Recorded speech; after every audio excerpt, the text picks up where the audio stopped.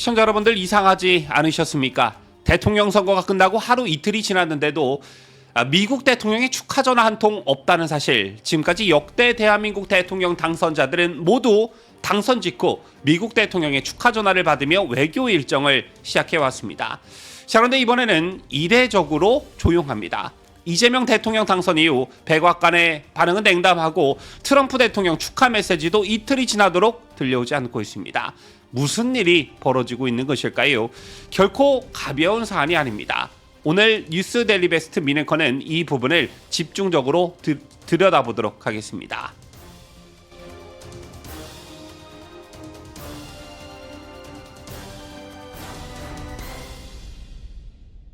시청자 여러분 안녕하십니까? 뉴스 데일리 베스트 민앵커입니다.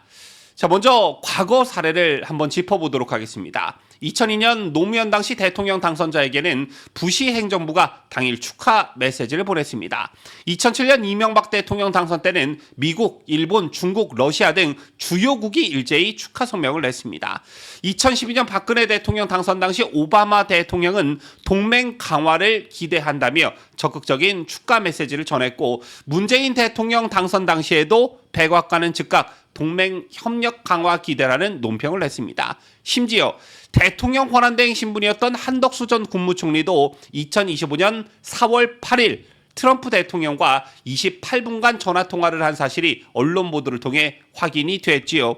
쟤는 트럼프 대통령이 2기 행정부를 출범한 뒤에 78일 만에 이뤄진 첫 한미 정상 간 통화로 윤석열 전 대통령과의 통화 이후 약 5개월 만에 공식 접촉이었습니다. 한 권한대행은 이 통화를 통해 한미 동맹의 중요성과 대북 공조의 연속성을 강조했고, 트럼프 대통령도 이에 공감의 뜻을 전한 것으로 알려졌습니다.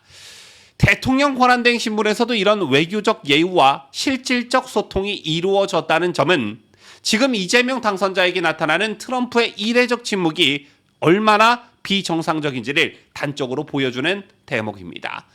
정말 참 이상하지요. 미국 백악관은 물론 트럼프 대통령 본인도 이재명 당선자에게 어떤 축하 메시지를 보냈는지조차 확인되지 않고 있습니다. 통화는커녕 공식 메시지조차 애매모호한 수준입니다. 이쯤 되면 단순한 외교적 지연으로 보기는 어렵다는 분석이 나올 수밖에 없는 것입니다. 윤석열 정부 시절 대통령실 미래전략기획관을 지낸 장성민 국민의힘 안상갑 당협위원장은 이재명 대통령이 미국 대통령과 하루가 넘도록 통화를 하지 못했다라며 공개적으로 문제를 제기했습니다. 장 위원장은 과거 문재인 대통령도 당선 당일 트럼프 대통령과 자정 전에 통화를 했다는 점을 상기시키며 이번 사태는 단순한 시차 문제가 아니라고 강조했습니다.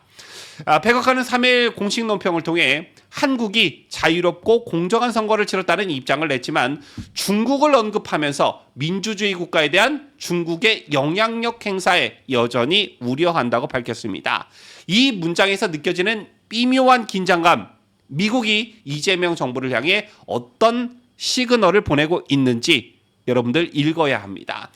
이재명이 대통령 취임을 축하한다는 백악관의 메시지에 중국을 굳이 끼워 넣은 것은 외교적으로는 극히 이례적인 일입니다. 미국이 한국의 새로운 대통령에게 보내는 첫 메시지에서 제3국인 중국을 직접 언급한 사례는 없습니다. 이런 구성 자체가 미국이 이재명 정부에 보내는 외교적 경고라는 해석이 지배적입니다. 더욱이 중국 외교는 이에 대해 중국 외교부는 이에 대해서 미국은 이간질 시키지 말라고 응수하면서 한미중 3자 간 외교적 긴장감이 겉으로 드러나기 시작했습니다. 결국 이재명 대통령의 취임 첫날부터 한국은 미중 사이에서 심각한 외교적 기싸움의 중심에 서게 된 것입니다. 하지만요, 아무리 그렇다 쳐도 미국 대통령이 대한민국 대통령 당선인에게 축하 전화 한 통 하지 않는다는 것은 외교 관례상 있을 수가 없는 일입니다. 비단 동맹국 사이의 의존 문제를 넘어서 이는 국제사회에서 외교적 메시지를 전달하는 하나의 행위이자 신호이기 때문입니다. 지금 이례적인 침묵은 단순한 기술적 문제나 일정 조율의 문제가 아니라 전략적 무시 또는 의도적 거리두기로 해석될 수 있는 대목입니다. 자, 그리고 무엇보다 주목할 것은 트럼프를 중심으로 한 보수 진영의 반응도 정말 심상치가 않습니다. 트럼프 전용기에 동승할 정도로 영향력이 있는 보수 인플루언서 로라 루머는 옛 트위터 X를 통해 공산주의자들이 한국을 접수했다며 이재명 당선을 원색적으로 비난했습니다. 또 미국 보수연합의 고등창 변호사는 한국 국민은 이재명이 북한과 중국의 나라를 팔아넘기는 걸 용납하지 않을 것이라고 발언했습니다. 모두 다 중국의 개입에 의한 부정선거였다는 것을 암시하고 있습니다. 트럼프 행정부 1기 백악관 수석전략가였던 스티브 배너는 더 직설적입니다. 자신의 방송 워룸에서 중국 공산당의 지원을 받는 새 한국 지도부가 미국에 2차례나 비속어를 날렸다라며 격한 반응을 보였습니다. 이재명 정부가 선거 기간 중 미국과의 무역 협상에 속도 조절 입장을 취했고 중국과의 관계 개선을 선언한 데 대한 강한 불만이 깔려 있는 것입니다. 자, 물론 이들이 트럼프 대통령의 공식 입장을 대변하는 인물들은 아닙니다. 하지만 문제는 이들이 트럼프의 눈과 귀 역할을 하며 대외 여론 형성에 큰 영향을 미친다는 점입니다. 특히 백악관 국가안전보장회의 NSC 인사구조조정에서 이들의 입김으로 지한파 참모들이 숙청됐다는 보도는 결코 가볍게 볼 수가 없습니다. 저희는 곧 트럼프의 대외 메시지 결정에도 영향을 미칠 수 있음을 시사한다라는 것이지요. 장성민 위원장은 미국이 이재명에게 아직 축하 메시지를 보내지 않은 이유로 다음과 같은 점들을 제시했습니다. 여러분들 이거 잘 들어보십시오. 첫째, 이재명이 중대한 범죄 혐의로 재판 중이라는 점. 둘째, 대북 불법 자금 송금 혐의. 셋째, 친중 노선에 기울어진 외교 정책. 넷째, 경제 포퓰리즘과 입법 독주라는 내정적 요인들. 장 위원장은 미국이 이재명의 사법 절차가 어떻게 전개되는지를 먼저 지켜본 뒤에 외교적 대응 수위를 결정하려는 입장을 취하고 있는 것으로 보인다고 밝혔습니다. 자, 만약 유죄 판결이 날 경우 미국은 범죄자에게 축하 메시지를 보낸 외교적 실수를 저지르게 되기 때문에 백악관이 극도로 신중할 수 없다라는 것입니다.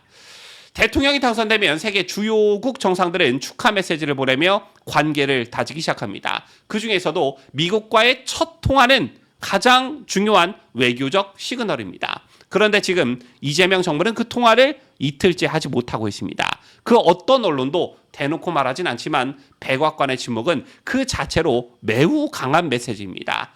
한미 동맹의 본질이 흔들리고 있는 것인지 아니면 이재명의 개인 리스크로 인해 미국이 일정한 거리두기에 들어간 것인지 지금 우리는 분명한 설명을 듣지 못하고 있습니다.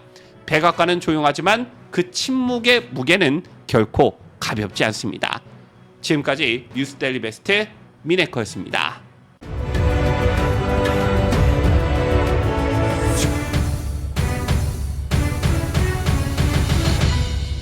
함께해요.